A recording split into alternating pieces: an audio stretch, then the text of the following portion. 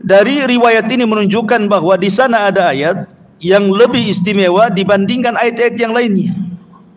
Dan ulama mengatakan tidak ada ayat yang lebih istimewa seistimewa ayat kursi. Apa penyebabnya? Kenapa kemudian ayat kursi diistimewakan oleh Nabi SAW dibandingkan ayat-ayat yang lainnya? Tentu ada alasannya kan. Kenapa lebih istimewa?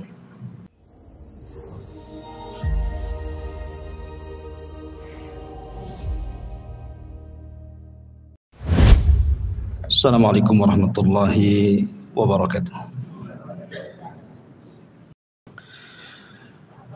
Alhamdulillah wassalatu wassalamu ala Rasulillah wa ala alihi wa sahbihi wa mawalah wa la hawla wa la quwata illa billahi wa ba'du. Alhamdulillah di malam hari ini kita bisa duduk kembali untuk bertalabul ilmi, dan malam ini biasa kita mengkaji Qasasul Anbiya. Maka untuk tidak bosan sebagai selingan, kita akan membahas tafsir dari ayat kursi. Ma'asyiral muslimin yang dimuliakan Allah Subhanahu wa taala, bicara tentang ayat kursi artinya kita bicara tentang satu ayat dalam Al-Quran yang paling istimewa.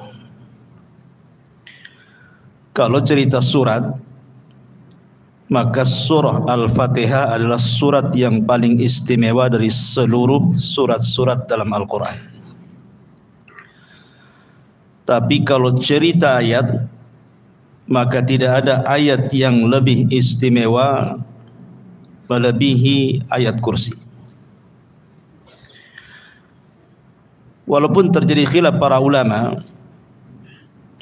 apakah ada satu ayat yang lebih mulia dibandingkan ayat yang lainnya, ataukah semua ayat itu sama saja? Karena semuanya juga adalah kalam Allah dan firman Allah. Dikatakan oleh Abul Hasan Al-Asy'ari rahimahullahu ta'ala, pencetus akidah Asy'ariyah, beliau mengatakan bahwa tidak ada satu ayat mengungguli ayat yang lainnya, karena semua ayat itu sama firman Allah Subhanahu wa ta'ala. Tabbat yada abi lahabi wa tab, itu sama dengan Allahu la ilaha illa huwal hayyul qayyum. Dua-duanya firman Allah. Makanya beliau mengatakan tidak ada satu ayat yang mengungguli ayat yang lainnya. Semua ayat sama. Tetapi pendapat yang kuat bahwa ayat juga bertingkat-tingkat, sebagaimana juga surat juga bertingkat-tingkat. Dan itu dijelaskan dalam sebuah hadis ketika Nabi SAW berjumpa dengan Ubay ibn Ka'ab radhiyallahu an, satu sahabat yang diunggulkan dari segi Quran, yang Allah Subhanahu wa taala pernah memerintahkan Rasul untuk membaca surah Al-Bayyinah kepada Ubay ini. Satu-satunya orang yang disuruh oleh Allah untuk membacakan surat kepada seorang sahabat adalah Ubay bin Ka'ab. Rasul diperintahkan Allah untuk membaca surah Al-Bayyinah. Dan Nabi SAW mengatakan kepada Ubay ini, "Ya Aba Al-Mungzir." Ini kunyahnya, wahai Aba Mungzir. "Atadri ayyu ayatin min kitabillahi ma'aka a'zam." Wahai Abu Mungzir, tahukah engkau mana ayat yang paling agung menurutmu di dalam kitab Allah Al-Quran? menunjukkan Nabi SAW bertanya kepada Ubay, tahu enggak ayat yang paling istimewa dalam Al-Quran itu? Berarti ada ayat yang istimewa dibandingkan ayat yang lain. Maka Ubay dengan pengetahuan katakan Allah lebih tahu. Kemudian Nabi SAW bertanya lagi, ya Aba Mungzir, atadri ayu ayati min kitabillahi ma'aka a'zam. Wahai Aba Mungzir, tahukah kamu satu ayat yang lebih istimewa di dalam Al-Quran, apa itu? Bolak-balik Rasul bertanya, padahal Ubay sudah mengatakan Allah dan Rasulnya yang tahu sebagai adab beliau. Akhirnya Ubay dengan pengetahuannya mengatakan, Allahu la ilaha illa huwal hayyul qayyum. Dia pun membaca ayat kursi. Apa yang terjadi? Fadaraba fi sadri. Nabi pun kemudian menepuk dadaku, kata Ubay. Kemudian Rasul mengatakan, wallahi liyahni'akal ilmu ya Abal Mungzir. Kata Nabi SAW, semoga Allah memudahkan engkau mendapatkan ilmu dan pengetahuan wahai Aba Mungzir karena kecerdasan. Dari riwayat ini menunjukkan bahwa di sana ada ayat yang lebih istimewa dibandingkan ayat-ayat yang lainnya. Dan ulama mengatakan tidak ada ayat yang lebih istimewa seistimewa ayat kursi. Apa penyebabnya? Kenapa kemudian ayat kursi diistimewakan oleh Nabi SAW dibandingkan ayat-ayat yang lainnya? Tentu ada alasannya kan. Kenapa lebih istimewa? Taib. Sebelum saya menjelaskan tentang keistimewaannya, kemudian sedikit tafsirnya, ada beberapa riwayat yang berkaitan dengan ayat kursi ini. Riwayat yang pertama adalah riwayat dari Abi Hurairah radhiyallahu anhu yang masyhur, yang pernah saya ceritakan juga. Jadi satu malam Abi Hurairah radhiyallahu anhu ini mendapatkan giliran oleh Nabi SAW menjaga pembendaharaan zakat ataupun baitul mal. Tiba-tiba kemudian di malam hari ada pencuri mengambil beberapa kantang dari gandum, kemudian ditangkap oleh Abu Hurairah. Tapi kemudian dilepas, alasannya karena dia mengatakan bahwa aku orang miskin, keluargaku juga sama, dan mereka sedang menghajatkan makanan dan perlu malam ini. Akhirnya dilepaskan sama Abu Hurairah. Kemudian besoknya mencuri lagi orang yang sama.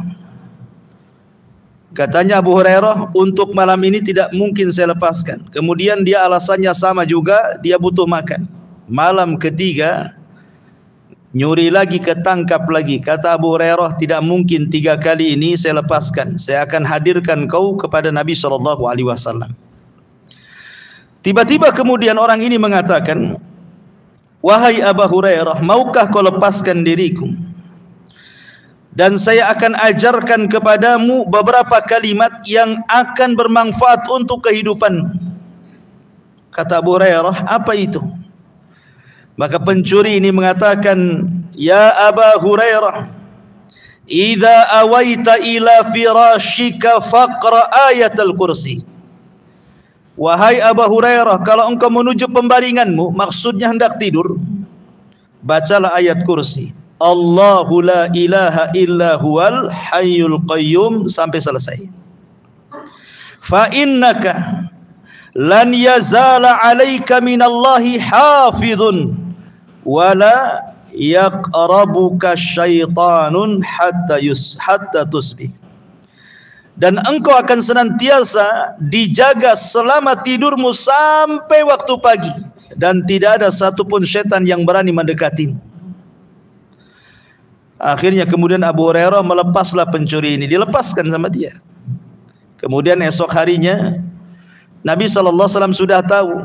Kata Nabi SAW, ya Abu Hurairah, ma fa'ala asirukal barihah. Hei Abu Hurairah, kenapa kau lepaskan pencuri semalam itu? Apa yang kau lakukan dengan dia? Kemudian Abu Hurairah menceritakan tentang orang yang mencuri itu, dia lepaskan karena dia mengajarkan beberapa kalimat itu. Maka Nabi SAW mengatakan, ya Abu Hurairah, tahu enggak siapa dia? Maka Abu Hurairah mengatakan, Allah dan Rasulnya yang tahu. Kata Nabi SAW, dia adalah syaitan sadaqaka wa huwa kadzub. Orang yang kau tangkap semalam itu setan loh. Memang ketika dia mengajarkan khusus ini dia benar, tapi setan itu semuanya pendusta. Jadi benar itu hanya ini saja, masalah mengajarkan kepada Abu Hurairah soal ayat kursi, dia benar di sini. Tapi umumnya setan itu para pendusta. Dari sini menunjukkan bahwa disyariatkan membaca ayat kursi kapan? Sebelum tidur. Ya, disyariatkan seseorang membaca ayat kursi sebelum tidur supaya dijaga dari syaitan. Ini satu. Kemudian yang kedua, hadis dari Ubay ibn Ka'ab radhiyallahu an. Kasusnya sama. Jadi Ubay bin Ka'ab juga suatu malam dia sedang menjaga Baitul Mal, tiba-tiba ada yang mencuri, kemudian ketika dipegang rupanya berbulu semua tangannya. Ketika ditanya siapa kamu, kemudian dia ngaku dia setan. Kemudian dia mengajarkan kepada Ubay ibn Ka'ab ini, idza qara'taha ghudwatan ujirta minna hatta tumsiyah, wa idza qara'taha hina tumsi ujirta minna hatta tusbihah. Siapa yang membacanya ketika pagi, maka ia akan dilindungi oleh Allah dari gangguan syaitan hingga petang. Dan siapa yang membaca ketika petang, maka ia akan dilindungi hingga di waktu pagi. Ya. Jadi di sini juga ayat kursi disunahkan dibaca ketika pagi dan petang supaya tidak diganggu syaitan. Ini juga riwayat tentang keutamaan ayat kursi. Kemudian yang ketiga, hadis dari Abu Umamah radhiyallahu anhu. Man qara'a ayatal kursi fi duburi kulli salatin maktubatin lam yamna'hu min dukhulil jannati illa an yamuta. Sesiapa membaca ayat kursi setiap selesai solat, tidak ada yang menghalanginya dia masuk surga selain kematiannya. Kata para ulama bahwa orang yang mendawamkan membaca ayat kursi setelah solat, maka orang itu dapat jaminan surga. Ini keistimewaan luar biasa baca ayat kursi setelah solat. Ya, terkadang kita ini jangan cerita ayat kursi, zikir saja yang jelas-jelas saja, istighfar 3 kali langsung sholat sunnah. Kadang nggak sempat zikir kan. Padahal di sini Nabi SAW menjamin sorga dengan orang yang mendawamkan membaca ayat kursi setelah sholat. Kemudian juga yang keempat, tentang anjuran umum orang yang membaca surah Al-Baqarah. Karena surah kursi itu kan terdapat dalam surah Al-Baqarah kan, ayat 255. Nabi SAW secara umum mengatakan siapa yang membaca surah Al-Baqarah di rumahnya, maka setan akan lari dari rumahnya. Maka seandainya kita cukup membaca ayat kursi saja, sebenarnya cukup membuat setan itu lari. Jadi Islam itu simple sebenarnya. Jadi kalau seandainya antum punya toko, merasa tokonya disihir orang, baca saja ayat kursi, nanti setannya juga kabur. Setan rumah kok kayak angker, baca saja ayat kursi. Ingat, mengusir setan itu dengan cara dibaca, bukan dengan cara ditulis kaligrafi kemudian dipajang di tembok. Itu tidak akan mengusir setan.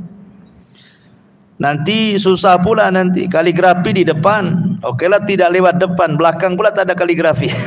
Nanti lewat belakang pula. Jadi maksudnya begini, ikhwan, setan itu tidak takut kaligrafi. Ya, setan itu takut kalau kaligrafi itu kita baca. Karena Quran itu bukan untuk dipajang, Quran itu untuk dibaca. Apalagi kalau kaligrafinya tak bisa dibaca pula, kan ada itu kaligrafi yang susah dibaca itu. Mungkin sudah modelnya kayak gitu kan. Yang punya kaligrafinya aja suruh baca tak tahu dia. Jadi asal beli saja kan itu. Karena ada bentuk kaligrafi, kaidah-kaidahnya kita tidak paham gitu ya. Bagaimana nggak bisa dibaca ngusir setan gitu. Jadi kalau ingin ngusir setan baca. Ya merasa di tokonya disihir orang, baca kursi, ayat kursi di tokonya. Merasa rumahnya kok angker, baca. Merasa tempat itu angker, baca ayat kursi. Sebenarnya mudah, simpel dalam Islam itu. Ya kita saja yang kemudian malas membaca ayat kursi itu. Termasuk juga ma'asyiral muslimin yang dimuliakan Allah Subhanahu wa taala, disunahkan juga membaca ayat kursi ini ketika seseorang terasa terganggu atau diganggu oleh syaitan. Ya umpamanya antum merasa kesambet atau apa gitu ya. Ya, baca ayat kursi. Baik. Ini sedikit dari keistimewaan ayat kursi. Pertanyaannya ikhwatu fiddin, kenapa ayat kursi ini kok istimewa sekali di antara ayat-ayat yang lainnya? Yang pertama, karena memang nas hadis sendiri yang tadi sudah saya bacakan, hadis tentang Ubay ibn Ka'ab, Rasul yang mengatakan seperti itu. Ketika bertanya kepada Ubay, tahukah engkau wahai Ubay ayat yang paling istimewa dalam Al-Quran? Kemudian Ubay menjawab ayat kursi dan Rasul membenarkannya. Ini satu. Kemudian yang kedua, keutamaan ayat kursi ini disebutkan karena dalam ayat kursi ini terkandung banyak makna yang tidak ada pada ayat-ayat yang lainnya. Seperti saya contohkan tadi, tabat yada abi lahab wa tab. Celakalah kedua tangan Abi Lahab dan celaka. Itu juga Quran juga kan, satu ayat tuh. Tabat yada abi lahab wa tab, itu satu ayat. Kemudian Allahu la ilaha illa huwal hayyul qayyum, itu juga ayat juga. Tapi kalau kita mau bedah tuh makna tabat yada abi lahab wa tab dengan Allahu la ilaha illa huwal hayyul qayyum, maka Allahu la ilaha illa huwal hayyul qayyum itu tidak ada batas. Kalau kita mau menjelaskan mungkin perlu berhari-hari, perlu berjilid-jilid itu makna la ilaha illallah, tauhid itu. Makanya karena banyak terkandung makna yang tidak ada pada ayat yang lain, makanya kemudian ayat kursi ini diistimewakan dibandingkan ayat-ayat yang lain. Itu dari segi kandungan makna. Dari segi orang yang membacanya, orang yang mentadaburinya, orang yang memikirkannya, itu pun lebih istimewa dibandingkan ayat-ayat yang lainnya. Kemudian yang ketiga, hebatnya ayat kursi ini menurut Imam Nawawi rahimahullahu taala, Allah Subhanahu wa taala menyebutkan tentang usulu asmaillah, masdar daripada nama Allah Subhanahu wa taala, di mana seluruh nama-nama Allah itu kembali kepada satu nama ini. Apa itu? Allah. Allah mulai dengan kalimat Allah. Allahu la ilaha illa huwal hayyul qayyum. Semua nama Allah itu kembali kepada Allah. Makanya kalimat tauhid itu la ilaha illallah, tidak boleh dibaca la ilaha illa ar-rahman, la ilaha illa al-azizu, la ilaha illa al-ghafur, tidak boleh. Kenapa? Karena kalimat ar-rahman bisa saja maknanya bukan Allah. Seperti orang-orang musyrik jahiliyah, mereka mengatakan kepada si nabi palsu Musailamah al-Kadzdzab itu disebut Rahmanul Yamamah katanya. Rahmannya Yamamah katanya. Negeri Yamamah.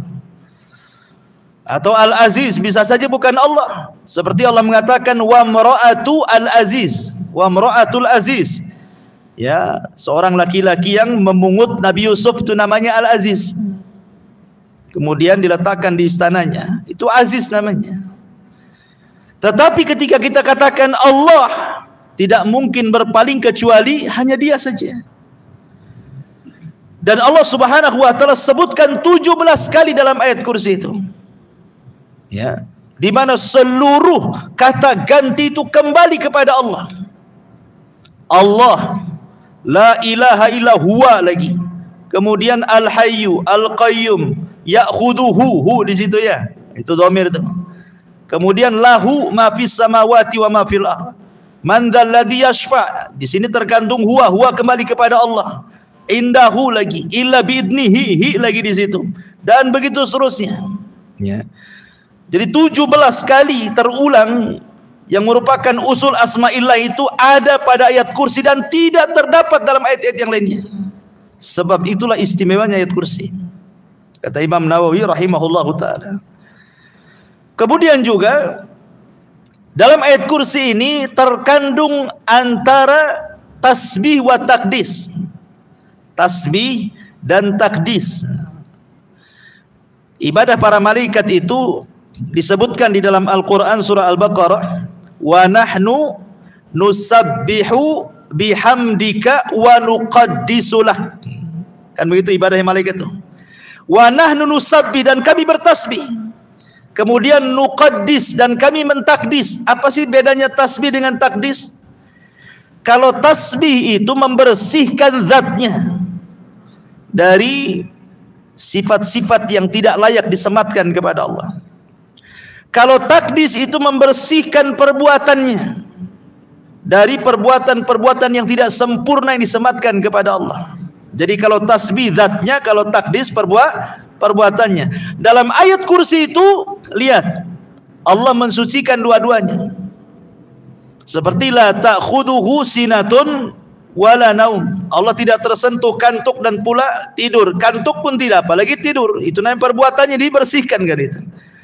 Karena ngantuk dan tidur itu bagi manusia sempurna, tapi bagi Allah tidak sempurna. Orang kalau tidak ngantuk, tidak tidur, pasti masuk rumah sakit. Karena itu bukan sifat manusia. Orang yang tidak ngantuk, tidak tidur itu pasti sakit orang tuh. Tapi bagi Allah Subhanahu wa taala itu sifat sempurna. Ya, makanya Allah Subhanahu wa taala ditakdis dan ditasbih, dan itu hanya ada dalam ayat kursi. Sampai beberapa kali gitu ya, nanti saya jelaskan ketika tafsirannya. Kemudian juga yang nomor 5 ada sebuah kaidah, syaraful ilmi ala syarafil ma'lum. Mulianya sebuah pengetahuan itu karena mulianya ilmu yang dipelajari. Mulianya sebuah pengetahuan itu karena mulianya ilmu yang dipelajari, dan tidak ada pelajaran yang lebih mulia melebihi tauhid. Tidak ada ilmu yang lebih mulia di dunia ini kecuali mengenal Allah, ma'rifatullah, mengenal Allah. Dan ayat kursi ini seolah-olah menjawab sebuah pertanyaan, siapa Tuhan kita? Kalau antum ditanya siapa Allah, jawablah ayat kursi. Siapa Allah? Allahu la ilaha illa huwal hayyul qayyum, sampai selesai. Itulah Allah, itulah Tuhan kita. Jadi Allah Subhanahu wa taala menyebutkan 10 kalimat dalam ayat kursi ini. Itu jawaban dari sebuah pertanyaan tentang man rabbuka, siapa Rabbmu, siapa Tuhanmu, siapa Allah. Maka disebutkan dengan 10 kalimat. Dalam ayat kursi ini ada 10 kalimat. Nanti kita akan tafsirkan sedikit demi sedikit supaya paham siapa Tuhan kita. Ya. Ma'asyiral muslimin yang dimuliakan Allah Subhanahu wa taala. Intinya bahwa dari 5 perkara inilah kita tahu bahwa ayat kursi itu ayat yang sangat istimewa dibandingkan ayat-ayat yang lainnya. Adapun keutamaan, bukan hanya yang disebutkan banyak, seperti orang yang mendawamkan membaca surah ayat kursi ini akan dimudahkan rezekinya. Ya. Kemudian juga orang yang suka membaca ayat kursi itu dalam satu hari bisa berkali-kali, berarti orang itu betul-betul akan beriman kepada qadar dan qadar Allah, dan dia akan merasa dimudahkan kehidupannya. Kemudian juga orang yang membaca ayat kursi itu maka akan dihindarkan dari setiap mara bahaya. Dan orang yang membaca ayat kursi itu akan diberikan kesabaran dan bisa menghadapi semua musibah. Dan begitu seterusnya, bahkan bisa mengobati penyakit badan dan penyakit hati. Itu dari segi faedah ruhiyahnya. Taib, kita akan masuk sedikit pada tafsir singkatnya. Ma'asyiral muslimin yang dimuliakan Allah Subhanahu wa taala. Di sini Allah Subhanahu wa taala menghabarkan dirinya dengan 10 habar. Allah la ilaha illahu, ini satu. Allah al-hayyul qayyum. Allah la ta'khudhuhu sinatun wala naum. Allah lahu ma fis samawati wa ma fil ard. Allah man dzal ladzi yashfa'u indahu illa bi idzni. Allah ya'lamu ma baina aydihim wa ma khalfahum. Allah wa la yuhituna bi syai'in min ilmihi illa bima syaa. Allah wasi'a kursiyyuhu samawati wal ard. Allah wa la ya'udhuhu hifdhuhuma. Allah wa huwal aliyyul azim. Wa huwal aliyyul azim. Di sini Allah Subhanahu wa taala menghabarkan siapa dirinya dengan 10 habar. Yang pertama, Allah. Siapa Allah? Allah adalah la ilaha illahu. Dia tidak ada ilah sesembahan yang berhak disembah kecuali Dia. Ini yang pertama. Kalimat Allah Subhanahu wa taala, kalau kita bicara tentang nama-nama Allah ya, nama-nama Allah terbagi 3. Ada yang disebut dengan Ismu Al-Jalalah, ada yang disebut dengan Ismu Al-Jamalah, ada yang disebut dengan Ismu Al-Kamalah. Jadi Ismu Al-Jalalah, Ismu Al-Jamalah, Ismu Al-Kamalah. Apa itu? Kalau kita belajar asma dan sifat, nama-nama dan sifat bagi Allah Subhanahu wa taala, kan ada buku tuh namanya buku tentang Asmaul Husna.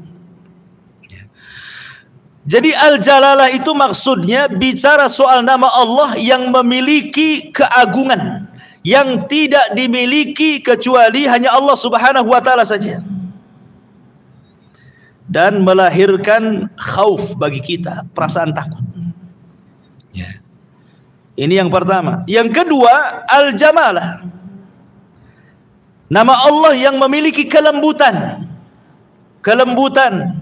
sehingga melahirkan kepada kita sebuah harapan. Kemudian yang ketiga, Al-Kamalah, nama Allah yang memiliki kesempurnaan, supaya kita yakin bahwa Allah lah tempat bergantung semua kebutuhan dan hajat manusia kepadanya. Disebut Al-Jalalah, Jalalah itu artinya sebuah keagungan dan kemuliaan, kebesaran yang melahirkan perasaan takut kepada kita. Seperti Al-Mutakabbir, Allah itu zat yang maha sombong. Sombong ini sifat Allah. Kemudian Al-Muntakim, Allah itu zat yang maha mengirim siksaannya kepada siapapun sesuai kehendaknya. Al-Khaliq, Dia yang menciptakan, tidak ada manusia selain Dia yang menciptakan. Allah, Dialah zat satu-satunya yang disembah. Itu disebut Jalalah namanya. Beda dengan yang kedua, Jamalah, kelembutan, Rahim. Allah itu maha pengasih, maha penyayang, Latif, maha lembut. Itu namanya Jamalah. Ya. Apa bedanya? Kalau kita berhadapan dengan nama Allah yang sifatnya Jalalah, maka kita harus bermuamalah dengan sifat ini dengan cara kebalikannya. Ketika kita katakan Allah Al-Khaliq, maka kita katakan kita ini makhluk. Ketika Allah itu Mutakabbir, kita katakan kita harus mutawadi. Allah sombong, berarti kita harus rendah diri. Allah pencipta, berarti kita makhluk. Jadi bermuamalah dengan kebalikan sifatnya. Jangan Allah sombong, antum pula sombong, kurang ajar itu namanya. Ya. Allah sombong, kita harus tawadu. Siapa kita di hadapan Allah? Sombong itu adalah ridanya Allah. Beda dengan yang kedua, sifat Jamalah, kita harus menirunya. Allah Rahim, berarti kita juga harus Rahim. Allah Ghafur, berarti kita juga harus Ghafur. Kalau Allah penyayang, kita berusaha untuk menyayang. Kalau Allah itu pengampun, berusaha kita mudah memaafkan, dan begitu seterusnya. Ya. Lihat sifat itu. Masuk ke mana gitulah, sifat jamalah atau sifat jalalah. Allah itu sifat jalalah. Allah itu artinya ma'bud, yang disembah. Berarti kita ini sebagai hambanya adalah abid, orang yang menyembah. Jangan seperti Fir'aun mengatakan ana rabbukumul a'la, saya Rabb kalian yang lebih tinggi, sembah saya katanya. Makanya Allah katakan fa'aghraqnahu wa junudah, kami tenggelamkan si Fir'aun dan bala tentaranya. Ma'asyiral muslimin yang dimuliakan Allah Subhanahu wa taala. Jadi Allah ini adalah semua nama kembali kepada Dia. Semua nama kembali kepada Allah Subhanahu wa taala. Kemudian yang kedua, Al-Hayyul Qayyum. Allah huwal Hayyul Qayyum. Allah dialah Al-Hayyu yang maha hidup, Al-Qayyum dan maha berdiri sendiri, tidak berhajat kepada makhluknya. Kalimat Al-Hayyu, ma'asyiral muslimin yang dimuliakan Allah Subhanahu wa taala. Allah Subhanahu wa taala ketika menyebut kalimat Al-Hayyu, maknanya Allah itu zat yang maha hidup dan tidak akan pernah mati. Ingat perkataan Abu Bakar Siddiq radhiyallahu anhu saat Rasul meninggal. Apa kata Abu Bakar? Man kana ya'budullaha fa innallaha hayyun la yamut. Wa man kana ya'budu Muhammadan fa inna Muhammadan qad mat. Siapa yang menyembah Allah, kata Abu Bakar, Allah adalah zat yang hidup dan tidak akan pernah mati. Tapi siapa yang menyembah Muhammad, Muhammad itu sudah mati. Artinya apa di sini? Artinya Allah Subhanahu wa taala disifati dengan sifat hidup dan tidak didahului dengan kematian. Allah tidak pernah didahului dengan kematian, beda dengan manusia. Awalnya tidak ada, kemudian menjadi ada. Makanya Allah mengatakan hal ata 'alal insan hinum minad dahri lam yakun syai'an madhkura. Bukankah pernah datang kepada manusia waktu di masa yang ketika itu belum merupakan sesuatu yang bisa disebut, belum ada namanya langit, bumi, Adam, Hawa, manusia, fulan, tidak ada. Baru kemudian Allah ciptakan, barulah tersebut nama-nama itu. Tetapi Allah Subhanahu wa taala tidak ada dengan ketidakadaan. Allah itu senantiasa ada dan akan pernah ada dan akan terus ada. Karena Dia tersifati dengan sifat hidup. Ketika Allah Subhanahu wa taala tersifati dengan sifat hidup, artinya semua hajat kita akan didengar oleh Allah Subhanahu wa taala. Karena zat yang hidup, maka Dia akan melihat, Dia akan mendengar, Dia akan mengijabah, Dia akan mengabulkan, dan begitu seterusnya. Kebalikannya, kalau zat itu mati, tidak bisa mengabulkan apapun permintaan kita. Lihat ketika Ibrahim menghancurkan patung-patung Namrud, kemudian palunya diletakkan di patung yang paling besar. Kemudian Namrud mengatakan, anta fa'alta hadza bi alihatina ya Ibrahim. Hai Ibrahim, kau yang melakukan menghancur-hancurkan patung-patung ini ya, katanya. Kata Ibrahim, tidak. Yang menghancurkan itu loh berhala yang gede, itu palunya ada di situ, katanya. Ya. Coba saja tanya, in kanu yantiqun, kalau mereka bicara, katanya. Tanya saja kalau mereka bicara. Ibrahim ingin mengatakan dengan kalimat, jika mereka bicara, katakan ini loh patung mati. Jangan lagi diajak bicara, bicara pun tidak bisa. Macam mana kalian akan berdoa kepada zat yang mati, tidak bisa bicara, tidak bisa mendengar, tidak bisa melihat, bahkan dia juga tidak bisa menjaga dirinya.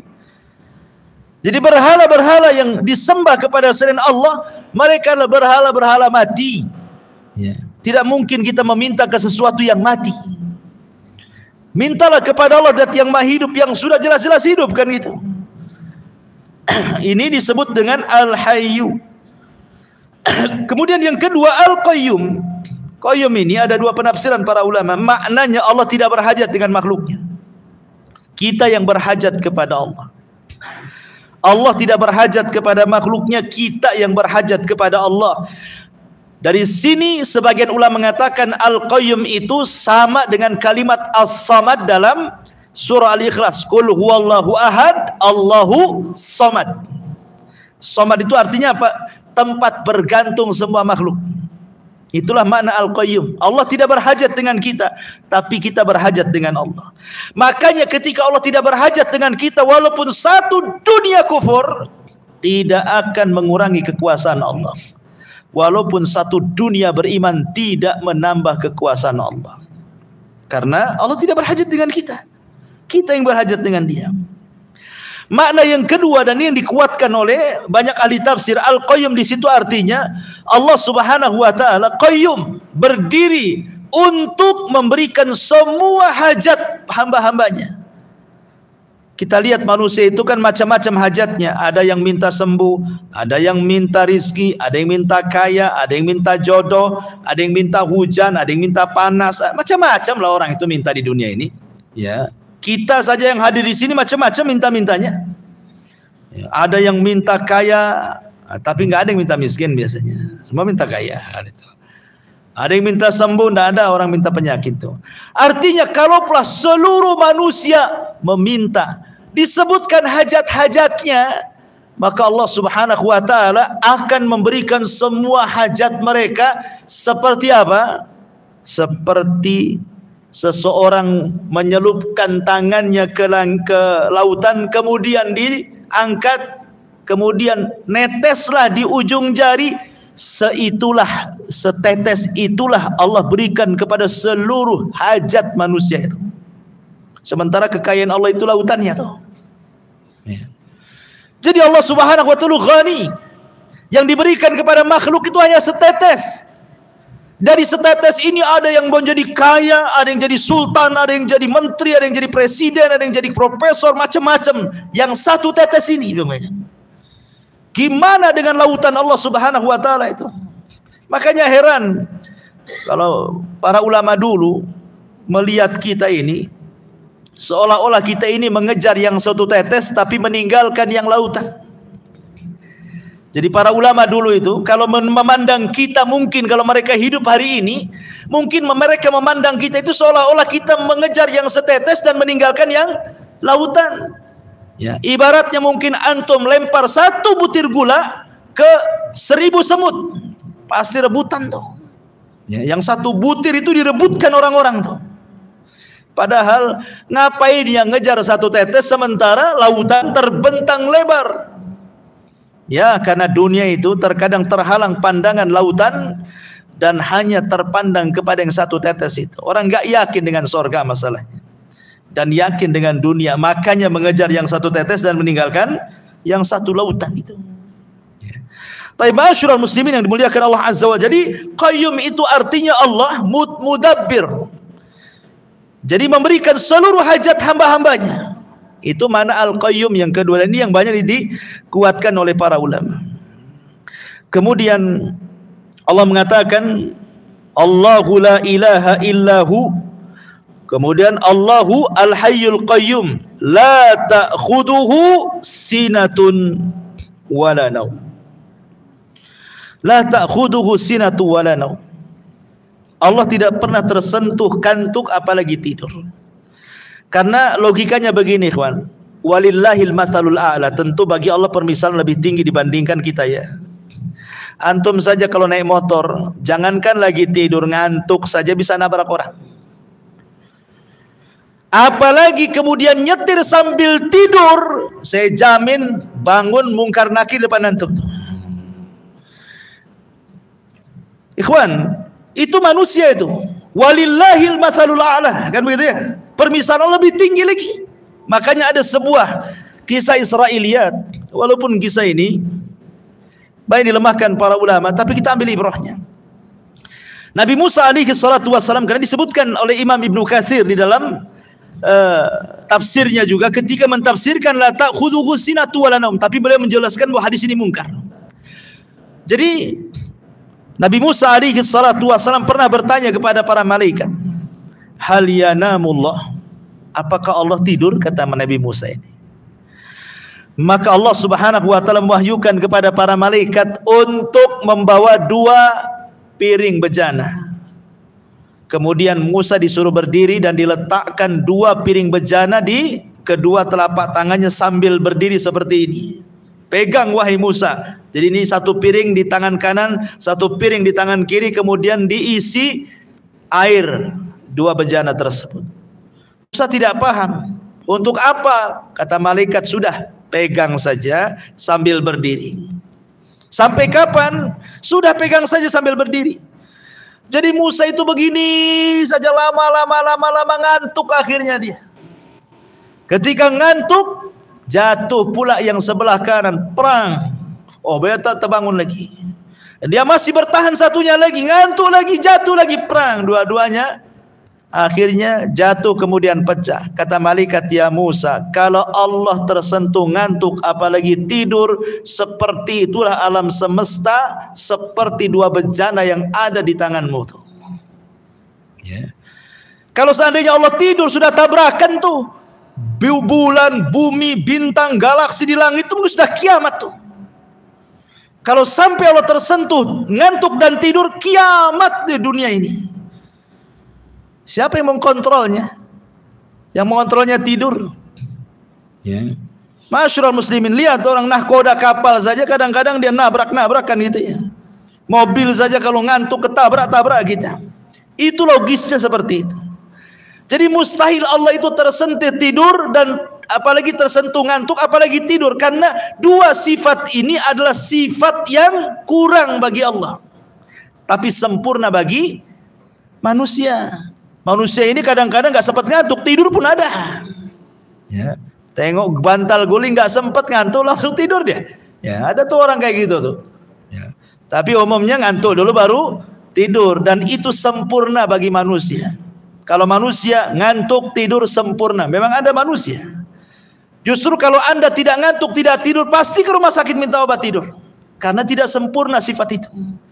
Tapi bagi Allah Subhanahu wa taala, tidak ngantuk dan tidak tidur adalah sebuah kesempurnaan untuk menjaga keamanan alam semesta ini. Baik, masyarul muslimin yang dimuliakan Allah Subhanahu wa taala. Kemudian Allah mengatakan, lahu ma fis samawati wa ma fil ardh. Yang keempat, Allah menghabarkan dirinya. Siapa Allah? Maka Allah katakan, lahu ma fis samawati wa ma fil ardh. Kepunyaan Allah lah yang ada di langit dan yang ada di bumi. Tidak ada satupun makhluk dari sesembahan-sesembahan yang disembah manusia memiliki sedikit pun dari kekuasaan Allah, walaupun sebiji ari sekalipun. Makanya Allah Subhanahu wa taala mengatakan, ayusyrikuna ma la yakhluqu syai'an wa hum yukhlaqun wa la yastati'una lahum nasra wa la anfusahum yansurun. Apakah mereka mempersekutukan Allah dengan berhala-berhala yang tidak dapat menciptakan satu apapun, bahkan mereka tercipta. Bahkan Allah mengatakan, innal ladzina tad'una min dunillahi lan yakhluqu dubabah. Orang sesembahan yang kau sembah selain Allah itu menciptakan lalat saja tidak sanggup, apalagi menciptakan langit dan bumi. Semut, lalat saja tidak bisa. Sesuatu yang tidak bisa menciptakan layak disembah, tidak layak. Sesuatu yang menciptakan langit dan bumi layak disembah, ya layak disembah, karena dia yang menciptakan langit dan bumi, sudah layak kita sembah dia. Pertanyaannya, kenapa Allah Subhanahu wa taala menciptakan langit dan bumi? Apa faedahnya? Apa hikmahnya, ikhwan? Kenapa Allah menciptakan langit dan bumi itu untuk apa? Kalau ada yang bertanya seperti itu kan, maka jawabannya disebutkan dalam suratul Najm. Allah Subhanahu wa taala mengatakan, walillahi ma fis samawati wa ma fil ardh liyazziyal ladzina asa'u bima amilu wa yazziyal ladzina ahsanu bil husna. Inilah, kalau antum ditanya kenapa Allah menciptakan langit dan bumi, apa faedahnya, apa tujuannya, jawab dengan ayat ini. Allah katakan, walillahi ma fis samawati wa ma fil ardh. Milik Allah lah semua yang ada di langit dan semua yang ada di bumi. Untuk apa? Liyazziyal ladzina asa'u bima amilu. Agar Allah membalas orang-orang yang melakukan kejahatan dengan kejahatan yang mereka lakukan. dan membalas orang-orang yang berbuat kebaikan dengan kebaikan yang mereka lakukan. Jadi tujuan Allah menciptakan langit dan bumi itu untuk manusia, menguji manusia. Apakah manusia berbuat jahat ataukah manusia berbuat baik? Perhatikan ikhwan, kalau antum lihat ke langit pertama, kedua, ketiga, keempat, kelima, keenam, ketujuh sampai ke Arasy, isi langit itu apa? Isi langit itu semua malaikat. Isi langit itu dari langit pertama sampai ke Arasy itu semua malaikat. Pertanyaannya, malaikat bermaksiat? Tidak ada malaikat bermaksiat itu. Di langit itu tidak ada maksiat kecuali satu kali, saat iblis tak mau sujud kepada Adam, itu saja. Tetapi itu satu kali saja. Selepas itu di langit tidak ada maksiat sampai hari ini. Karena malaikat itu tidak disifati dengan sifat itu kan. Mereka itu wa yaf'aluna ma yu'marun, melakukan apapun yang diperintahkan oleh Allah. Coba kalau kita lihat ke bumi, itu kan lihat ke langit tuh. Di langit tidak ada maksiat. Kita lihat ke bumi. Bumi ini macam-macam, ada syiriknya, ada bid'ahnya, ada maksiatnya. Macam-macam, ada yang kedukun, ada yang durhaka kepada orang tua, berdusta, ghibah, namimah, macam-macam di bumi ini maksiat. Terbalik ya.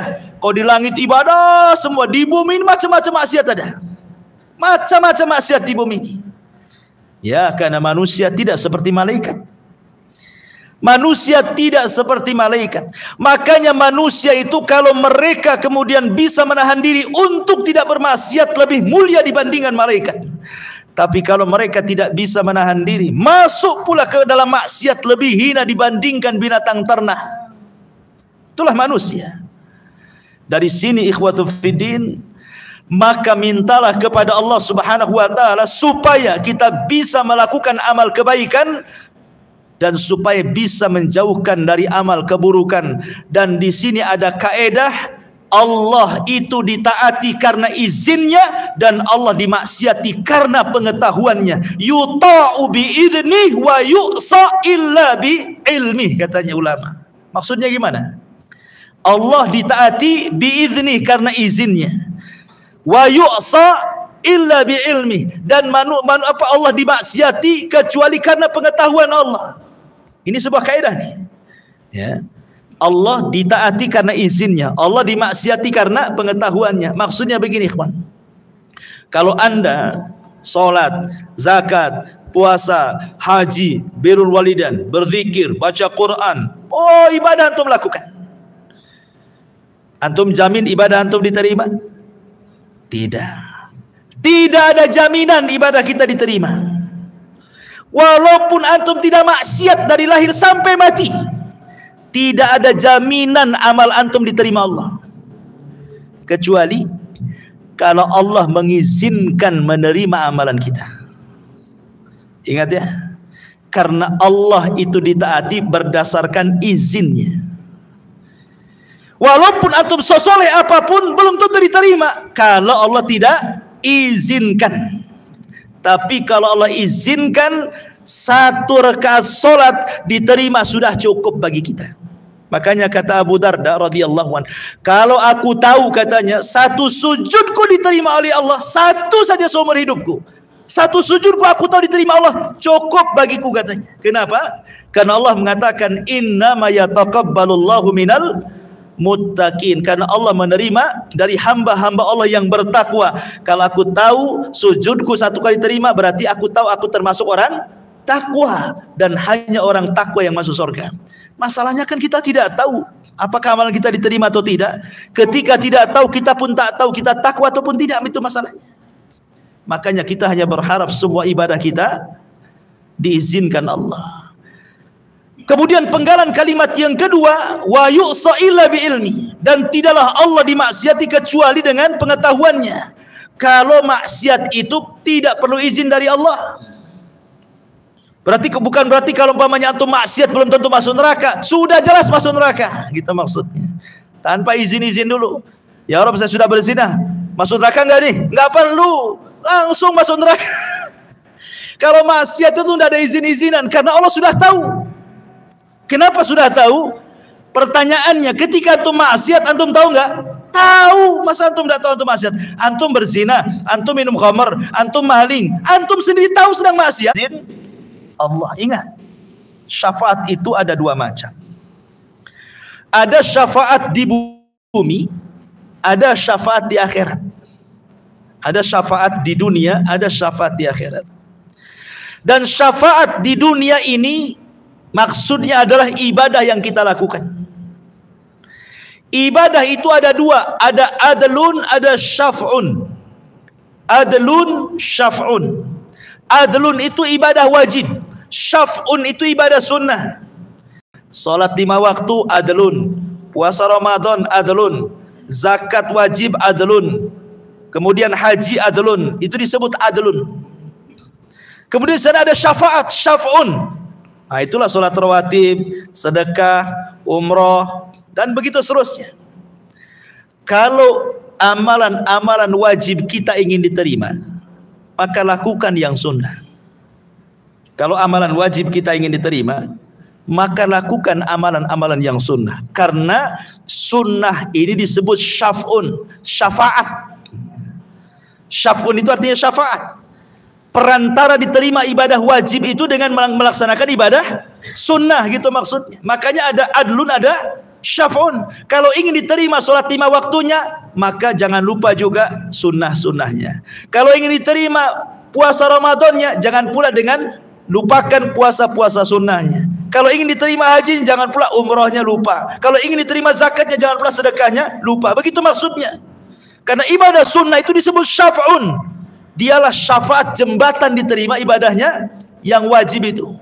Tetapi walaupun demikian, baik wajib ataupun sunnah tetap tidak akan diterima kecuali setelah ada izin Allah. Ini satu. Yang kedua, ada syafaat di akhirat. Syafaat di akhirat ma'ruf. Dan syafaat Nabi SAW itu dua. Ada di masa hidupnya, ada setelah kematiannya. Kalau di masa hidupnya boleh kita meminta syafaat seperti Anas bin Malik datang kepada Rasulullah masa hidup tuh. Rasul, berikan aku syafaat di hari kiamat, kata Anas. Rasul masih hidup. Kata Rasul, baik Anas, karena engkau sudah banyak berbuat baik kepadaku, kuberikan syafaatku kepadamu. Kata Anas bin Malik radhiyallahu an, di mana aku akan dapati syafaat pada hari kiamat wahai Rasul? Kata Rasul, temui aku di telagaku. Kata Anas, kalau aku tidak mendapatimu di telagamu wahai Rasul, temui aku di titik Siratal Mustaqim. Kata Anas, kalau aku tidak dapati di Siratal Mustaqim, temui di tempat penimbangan amal, karena aku tidak mungkin lepas dari 3 tempat ini, kata Nabi. Anas minta syafaat, Rasul masih hidup. Enggak apa-apa. Karena Rasul masih hidup. Tapi masalahnya Rasul sudah meninggal. Sehingga ketentuan syafaat cuma satu di akhirat. Ya. Dan yang bisa mendapatkan syafaat Rasul di akhirat itu adalah orang-orang yang banyak beribadah di dunia. Bukan orang yang datang ke kuburan Nabi atau ke kuburan orang-orang saleh, bukan. Perbanyak sholat, perbanyak puasa, perbanyak sedekah, perbanyak amal soleh, cintai, dapat syafaat. Maka Nabi SAW nanti pada hari kiamat dia akan datang kepada Allah Subhanahu wa taala. Setelah manusia datang ke Adam tak bisa, Nuh tak bisa, Musa, Ibrahim, Isa tak bisa. Rasul yang menghadap Allah. Kemudian sujud lama sekali. Kemudian Allah mengatakan, irfa ra'saka ya Muhammad, angkat kepalamu wahai Muhammad. Apa kata Allah? Sal tu'ta, qul tusma, ishfa tusyaffa. Katakan kau didengar, minta kau diberi, mintalah syafaat, ku beri kau syafaat. Dari sini menunjukkan Nabi saja tidak bisa memberikan syafaat kecuali setelah dapat izin Allah. Makanya dari sini, man dzalladzi yashfa'u indahu illa biidznih. Kecuali dengan izin Allah. Tidak ada yang bisa beri syafaat kecuali dengan izin Allah Subhanahu wa taala. Makanya ngawur kalau ada umpamanya kiai, ya, ikut kelompok kami. Nanti kalau masuk neraka, ku lempar serbanku, tinggal tangkap, ku tarik kau ke neraka, ku lempar kau ke surga. Enak kali itu. Kan ada tuh yang kayak gitu. Itu jemaah mana tuh? Saya lihat di Malaysia itu, di YouTube kan. Tenang, kalau kalian ikut jemaah kami tenang katanya. Nanti kalau kalian masuk neraka, kuulurkan serbanku katanya. Tinggal tangkap saja, ku tarik, ku masukkan, ku gosok. Nabi saja nggak main gitu, ngadap dulu sama Allah. Ini nggak main lempar serban saja. Hebat lagi dari Nabi. Kan itu. Masyarul muslimin yang dimuliakan Allah Azza wa Jalla. Ini yang kelima. Kemudian yang keenam, Allah. Siapa Allah itu? Ya'lamu ma baina aydihim wa ma khalfahum. Allah mengetahui apa yang di depan mereka dan apa yang di belakang mereka. Apa yang dimaksud di depan, di belakang di sini? Maksud di depan itu maksudnya dunia. Di belakang itu maksudnya akhirat. Maksudnya Allah Maha tahu baik urusan dunia ataupun urusan akhirat. Allah itu tahu semuanya. Di dunia Allah Maha tahu, di akhirat pun Allah Maha tahu. Wala yunabbi'uka mithlu khabir. Dua alam ini Allah tahu, dunia akhirat Allah tahu. Kita ini tak tahu, satu jengkal di bawah kaki kita pun tak tahu ada cacing atau tak ada cacing. Kita tak tahu. Kita ini terbatas pengetahuannya, penglihatan kita aja terbatas. Sampai mana antum bisa melihat? Pendengaran kita terbatas, sampai di mana antum mendengar? Ada jarak tertentu atau tidak bisa mendengar. Ya. Karena manusia itu makhluk yang lemah. Allah itu mengetahui yang telah, yang sedang, dan yang akan datang. Bahkan perkara yang mustahil terjadi, kalau terjadi Allah tahu. Anggaplah sesuatu itu mustahil terjadi, tapi kalau terjadi Allah tahu. Seperti firman Allah mengatakan, "Lau radduhu la'adu lima nuhu anhu." Lau rudduhu la'adu lima nuhu anhu, kata Allah. Kalaulah orang-orang kafir yang sudah terpanggang di neraka itu, yang sudah dikekalkan di neraka itu, kemudian dihidupkan lagi ke bumi, itu kan mustahil tuh. Masa ada orang sudah masuk neraka, bumi sudah dihancurkan, tiba-tiba dikembalikan ke bumi, buminya pun sudah tidak ada, kan mustahil. Tapi kalau terjadi, ada orang masuk neraka, orang kafir, kemudian dibalikan lagi ke bumi, walaupun mustahil, Allah tahu pasti dia kafir lagi nanti di dunia. Dan ini sebagai jawaban orang yang bertanya, Ustaz, saya sih pusing kali katanya. Kenapa pusing? Minum pil bodrek aja lah. Enggak, bukan itu maksudnya. Begini, orang kafir ini hidup sama dengan kita. Ada yang 60 tahun, ada yang 50 tahun, ada yang 60 tahun meninggal. Dengan kekafirannya 60 tahun, tiba-tiba masuk neraka pula, dikekalkan di dalamnya. Saya nggak masuk akal nih. Bisa dipahami nih? Ya.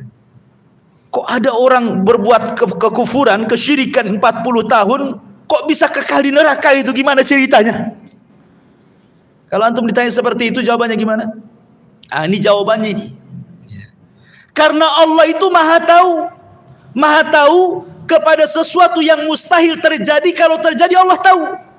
Karena orang-orang kafir ini Allah sudah tahu, mereka sudah dimasukkan ke neraka nih. Kalau dibalikan ke dunia pasti kufur lagi dia. Jadi ngapain pula ya dimasukkannya seterusnya di situ? Itu jawabannya ya. Ah, begitu jawabannya. Jangan bingung. Nah, itulah jawabannya. Ma'asyiral muslimin yang dimuliakan Allah khalfam. Kemudian yang ketujuh, Allah. Siapa Allah? Wala yuhituna bisyai'im min ilmihi illa bima syaa. Ya. Wala yuhituna bisyai'im min ilmihi illa bima syaa. Mereka tidak mengetahui apa-apa dari ilmu Allah melainkan apa yang Allah saja. Artinya, kalau Allah bandingkan pengetahuan manusia, tidak akan mampu meliputi pengetahuan Allah Subhanahu wa taala, karena luasnya pengetahuan Allah. Ingat kisah Nabi Khidir dengan Nabi Musa. Salah satu kisah Nabi Khidir dengan Nabi Musa itu, suatu hari Musa dengan Khidir itu naik perahu. Tiba-tiba kemudian ada burung nuki dari langit, kemudian ngambil dengan paruhnya air seteguk, kemudian naik lagi ke langit.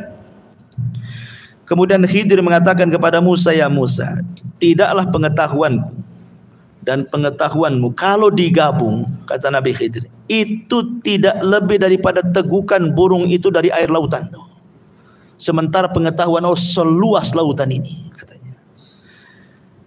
Padahal mereka dua-duanya Nabi. Tapi pengetahuan keduanya itu ibarat satu tegukan saja. Itulah pengetahuanku dan pengetahuan kamu. Ya, karena Allah mengatakan, wa ma utitu min ilmin illa qalila. Tidaklah kami diberikan ilmu kecuali sedikit. Yang sedikit inilah yang kemudian jadi profesor, jadi penemu, jadi orang cerdas dari macam-macam. Padahal sedikit itu yang Allah keluarkan, yang Allah kasihkan di bumi itu. Bagaimana kita bisa meliputi ilmu Allah Subhanahu wa taala? Allah lah yang meliputi dengan ilmunya kita semuanya. Itulah Allah. Makanya tidak ada satupun yang bergerak kecuali Allah tahu. Mau di langit, mau di bumi, mau di gelap, mau di terang, bahkan daun-daun yang jatuh saja Allah tahu berapa jumlahnya, berapa yang jatuh, kapan jatuhnya, hari apa, malam apa, bulan apa, tahun apa, Allah tahu semuanya. Karena pengetahuan Allah itu meliputi semua makhluknya. Belum lagi bukan hanya ilmunya saja, Allah kirim lagi utusan-utusannya. Allah kasih malaikat menjaga kiri kanan kita, depan belakang kita, walaupun kita orang kafir sekalipun. Tetap Allah kirim malaikat yang menjaga kita. Buktinya apa? Buktinya kalau antum tidur di teras, tidak ada rombongan semut masuk ke telinga antum kan. Padahal kalau semut dendam sama antum ketika antum semprot baygon, kemudian mati separuh penduduknya, dia dendam tuh. Saat antum tidur, dia bisa kita masuknya ke telinganya tuh. Kurang aja dia sudah membunuh teman-teman kita kan. Ada ceritanya semut bogeng masuk ke telinga antum? Nggak ada. Nggak ada ceritanya. Kenapa? Karena dijaga malaikat ketika tidur itu. Wa inna alaikum lahafidhin. Kan semut bisa saja bogengnya kan, tapi tidak terjadi. Ia adalah 1-2 yang kemasukan semut telinganya, tapi umumnya nggak akan terjadi itu. Kenapa? Karena dijaga malaikat. Atas perintah siapa? Allah yang perintahkan. Wa inna alaikum lahafidhin kiraman katibin, dan begitu seterusnya. Kemudian Allah mengatakan yang ke-8, Allah, tahukah siapa Allah? Allah wasi'a kursiyuhus samawati wal ardh. Allah, dialah yang kursinya meliputi langit dan bumi. Bicara tentang kursi, makanya ayat ini disebut ayat kursi. Apa sih kursi di sini? Ayat kursi. Apa sih kursi di sini? Kalau kursi ma'ruf lah, antum di rumah banyak kursi. Ya kan, di ruang tamu mesti ada kursi semua. Apakah kursi itu maksudnya kursi-kursi yang antum pahami di situ? Ada sebagian para ulama mentafsirkan maksud daripada makna kursi itu apa. Yang pertama, ada yang mengatakan kursi itu artinya ilmu Allah. Jadi ayat kursi itu artinya ayat yang bicara tentang pengetahuan dan ilmu Allah yang meliputi semua makhluknya. Jadi kursi itu artinya ilmu. Ilmu yang Allah miliki. Yang pertama. Yang kedua, maksudnya kursi adalah arash. Jadi maksudnya kursi arash itu sendiri, makhluk yang paling besar gitu ya. Jadi kursi dengan arash itu sama saja. Ini juga penafsiran yang kedua. Penafsiran yang ketiga, maksudnya kursi adalah qudrah, kemampuan. Jadi ayat kursi itu ayat yang bicara tentang kemampuan Allah, qudrah iradahnya Allah. Ada juga yang mengatakan yang dimaksud kursi adalah gambaran kebesaran Allah. Gambaran kebesaran Allah Subhanahu wa taala. Tetapi pendapat Imam Ibnu Katsir rahimahullahu taala mengatakan bahwa kursi itu adalah maudhi'u qadamai Rabbi, tempat berpijaknya kedua telapak kaki Allah. Kalau seandainya tempat berpijaknya saja sebesar itu, sebagaimana Rasul mengatakan, kalau seandainya bumi ini dibandingkan dengan 7 lapis langit, itu ibarat Anda jalan-jalan ke padang pasir, kemudian copot cincin, letakkanlah cincin itu di padang pasir. Kata Rasul, bumi itu cincinnya, padang pasir itu langitnya. Kalau seandainya langit dan bumi dijadikan satu, dibandingkan besarnya dengan kursi, jalan-jalanlah Anda ke padang pasir, letakkan cincin di tengah padang pasir, maka langit dan bumi itu cincinnya, kursi itu padang pasirnya. Kalau seandainya kursinya antum gabung, langitnya antum gabung, buminya antum gabung, dibandingkan dengan arasy Allah, sama juga. Jalan-jalanlah ke padang pasir, lepas cincin, letakkan di padang pasir, kursinya, langitnya, buminya, itulah cincinnya, padang pasir itu arasy-nya. Pertanyaannya, bagaimana dengan zat yang menciptakannya? Allahu Akbar. Allah lebih besar dibandingkan makhluknya. Karena tempat berpijaknya saja ibarat padang pasir dibandingkan cincin yang itu ibarat langit dan bumi. Makanya wajar kalau orang baca ayat kursi itu, makhluk yang sangat besar, setan lari. Saking agungnya kursi Allah Subhanahu wa taala itu. Itulah makna wasi'a kursiyuhus samawati wal ard, dan kursinya Allah meliputi langit dan bumi. Kemudian yang nomor 9. Siapa Allah? Maka Allah Subhanahu wa taala katakan di sini, wasi'a kursiyuhus samawati wal ard, siapa Allah? Wala ya'udzuhu hifdzuhuma. Wala ya'udzuhu hifdzuhuma. Apa artinya wala ya'udzuhu hifdzuhuma? Wala ya'udzuhu hifdzuhuma artinya Allah tidak pernah merasa berat memelihara langit dan bumi. Allah ketika semua makhluk berhajat kepada Dia, Allah tidak berat. Yang satu minta disembuhkan, yang satu minta rizki, yang satu minta pekerjaan, yang satu minta jodoh, yang satu minta jadi menteri, jadi presiden, macam-macam. Satu dunia itu kan ribuan jiwa yang minta-minta. Allah tidak berat. Ya, Allah tidak berat. Mengatur yang satu dihujani, yang satu dikeringkan, yang satu tsunami, yang satu gempa, yang Allah tidak berat. Allah tidak akan merasa berat. Lain dengan kita.